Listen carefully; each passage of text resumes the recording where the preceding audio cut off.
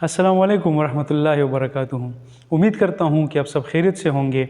आज हम mechanics of material lab का एक्सपेरिमेंट नंबर 6 परफॉर्म करेंगे, जिसका टाइटल है क्रीप टेस्टिंग।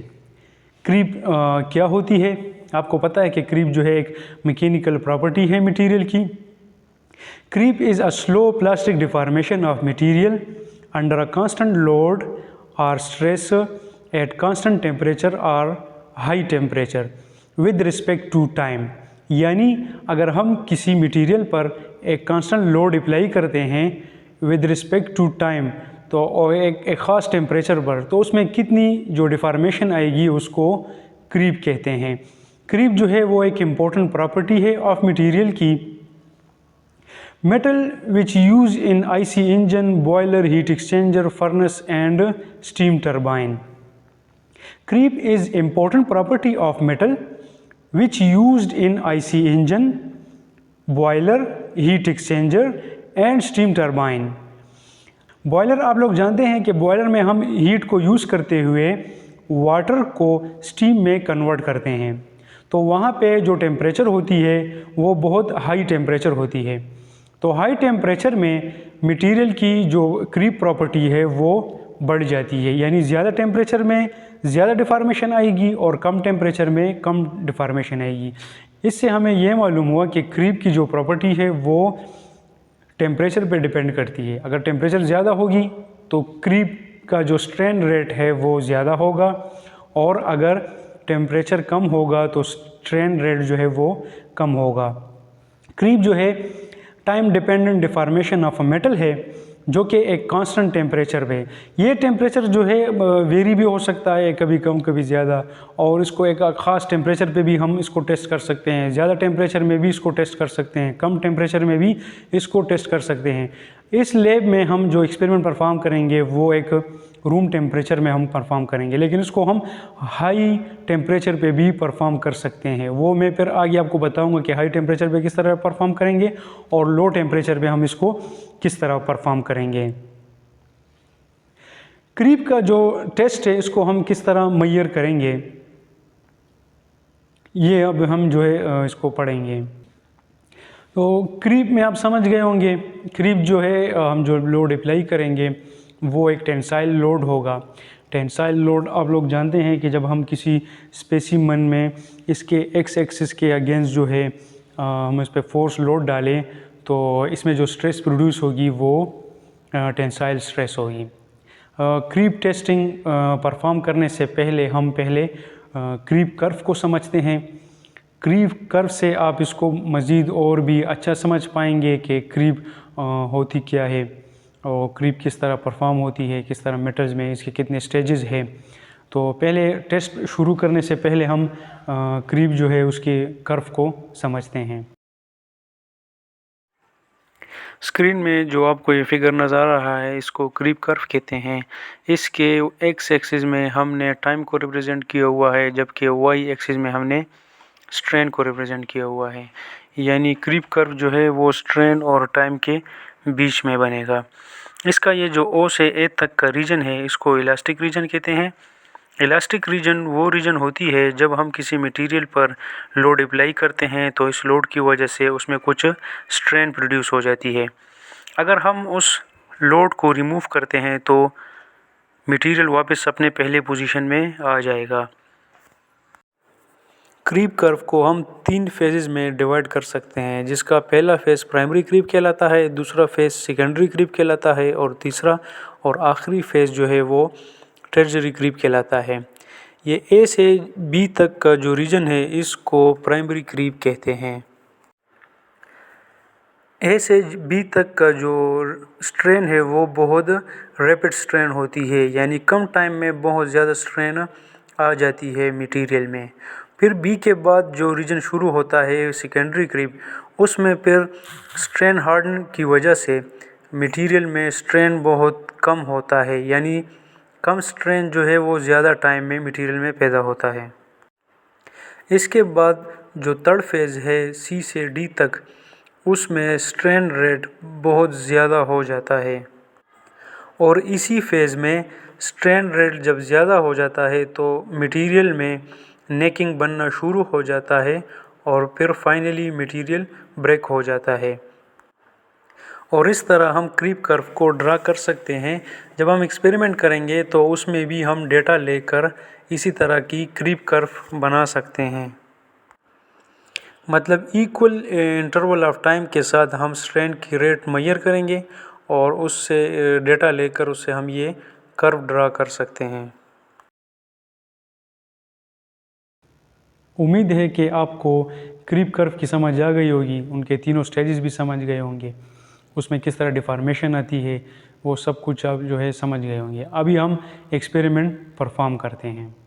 एक्सपेरिमेंट इस अपरेटस पे हम परफॉर्म करेंगे जिसका नाम है क्रीप टेस्टिंग मशीन या क्रीप टेस्टिंग ऑपरेटस।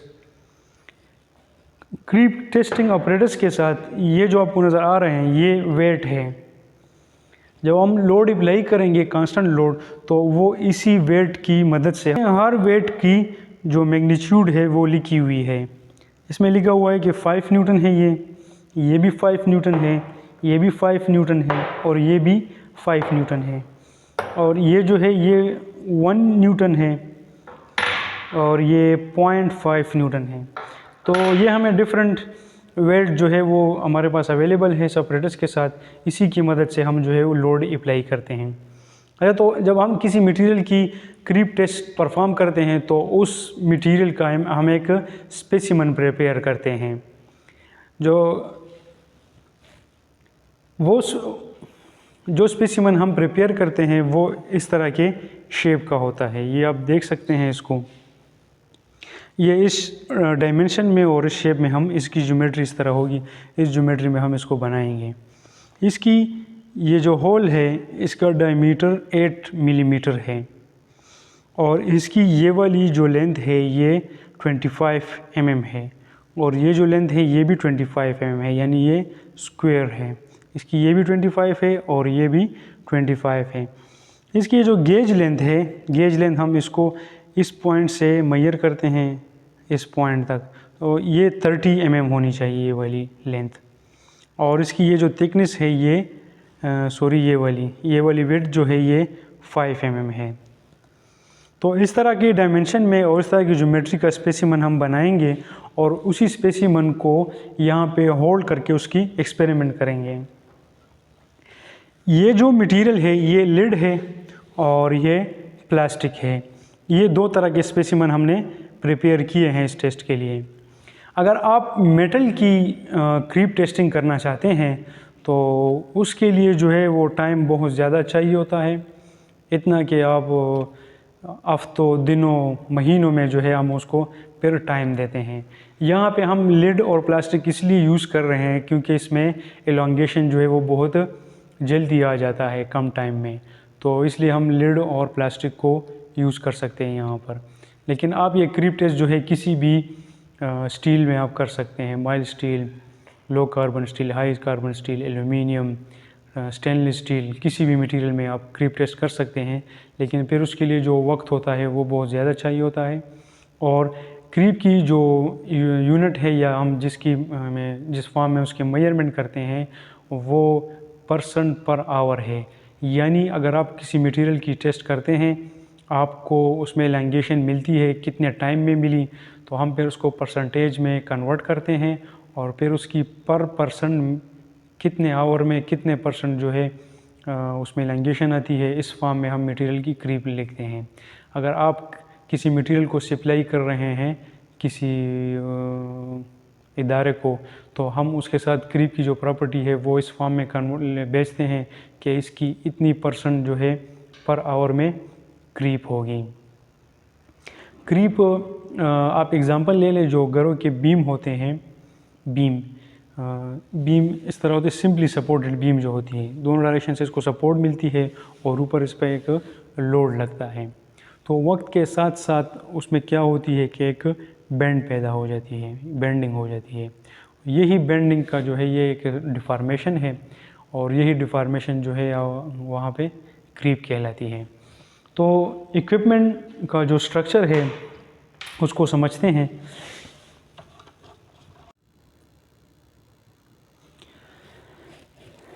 ये हमारा इक्विपमेंट है जिस पे हम क्रीप टेस्ट परफॉर्म करेंगे। ये जैसे कि मैंने आपको पहले बताया कि ये इसके साथ वेट है और ये वेट हैंगर है, इसको हम यहाँ पे हैंग करेंगे इस लीवर के साथ।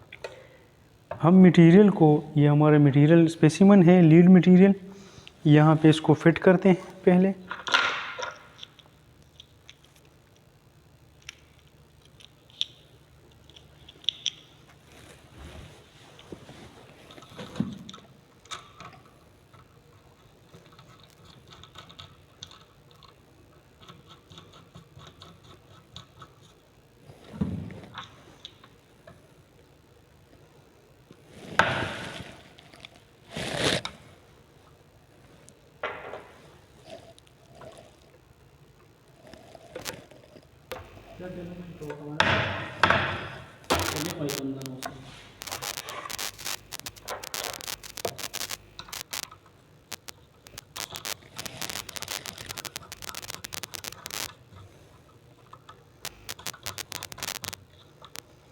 तो ये दोनों एंड से हमने इसको टाइट किया।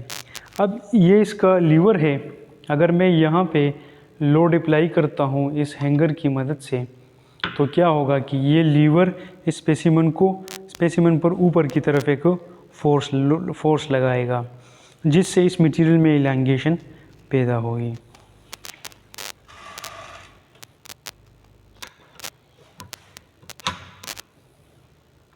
ये हमने वेट हैंगर हैंग किया, इस पर हमने लोड अप्लाई किया 5 न्यूटन और 5 न्यूटन 10 न्यूटन और ये 5 न्यूटन 15 न्यूटन।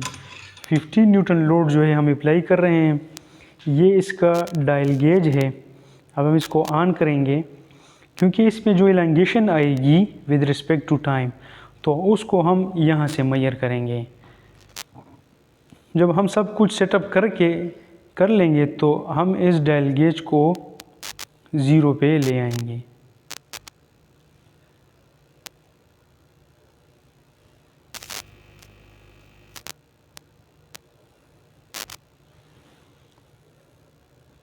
तो ये ऑलमोस्ट 0 से स्टार्ट हो गया।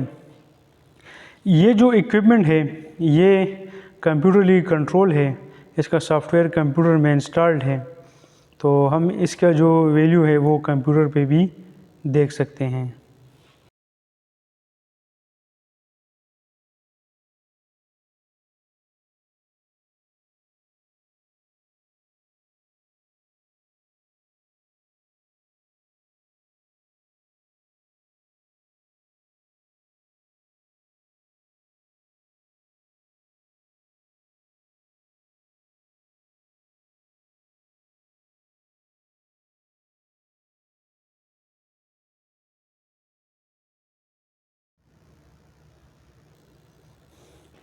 तो ये हमने यहाँ पे स्पेसिमन जो है वो होल्ड कर दिया। यहाँ पे हम वेट हैंग करेंगे और 15 न्यूटन फोर्स जो है वो हम इस पे अप्लाई करेंगे। 5 न्यूटन,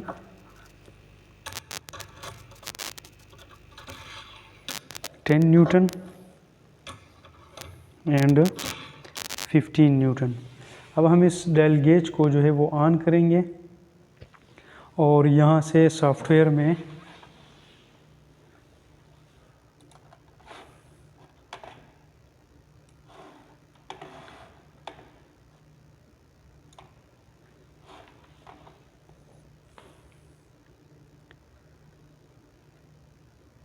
तो ये यहाँ से सॉफ्टवेयर में जो है वो स्टार्ट हो गया है।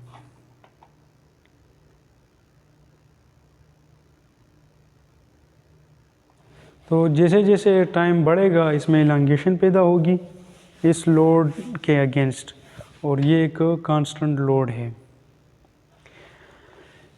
ये जो शेल आपको नज़र आ रहा है ये वाला, अगर हम एक कांस्टेंट लोड पे जो है अप्लाई करते हैं, कांस्टेंट टेम्परेचर पे इसमें लोड अप्लाई करते हैं, तो ये जो शेल है इसको हम यूज़ करते हैं। ये यहाँ से पे हम फिट रखते हैं इस तरह।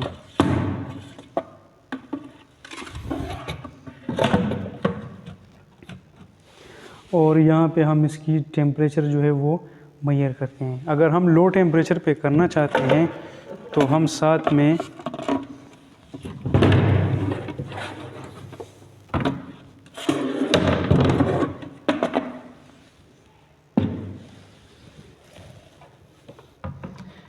ये हम यहाँ पे रख लेते हैं और इस ट्यूब को जो है हम यहाँ पे फिट कर देंगे। तो इस चिलर की वजह से जो है हमें एक कांस्टेंट टेम्परेचर मिलता है। कांस्टेंट टेम्परेचर पे हम इसको यूज़ करते हैं।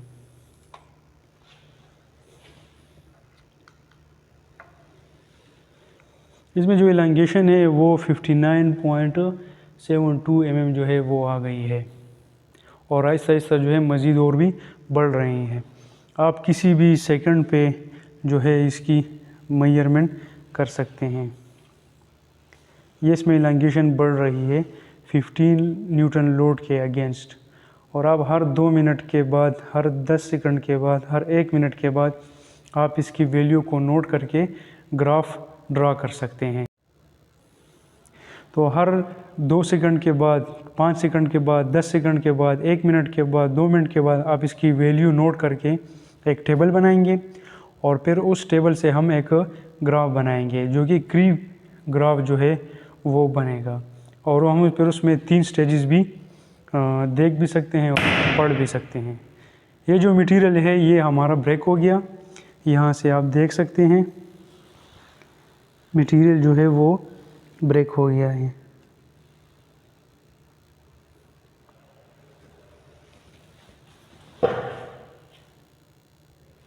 अब मैं इसको निकाल रहा हूँ।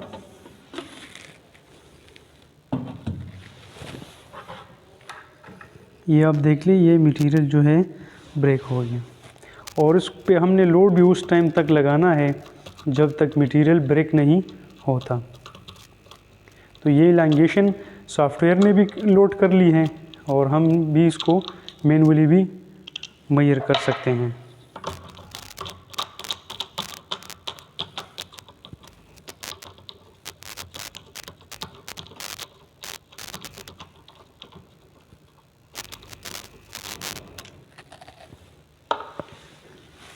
तो ये है वो मटेरियल अभी जो ब्रेक हो गया।